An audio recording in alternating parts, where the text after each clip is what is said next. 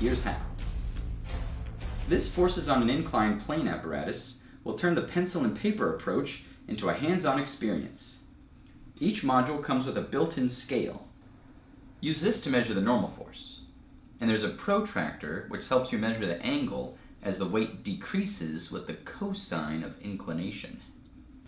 But at the same time, the force component downhill increases with tilt. That's the sine component. Now for an example.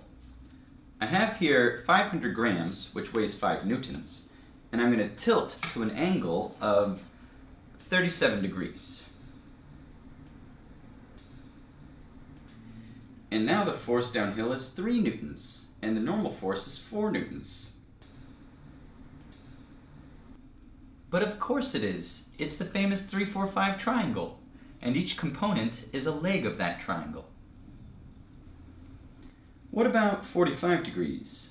3.5 and 3.5 newtons.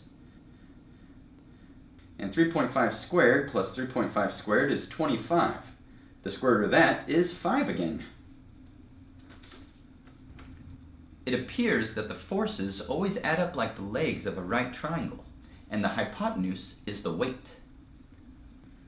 The weight, which is the largest force, is broken into 2 component legs by the physics of the incline. But now, with the forces on an inclined plane apparatus, this diagram becomes usable data in your hands. And there are many activities that you can do with this device too.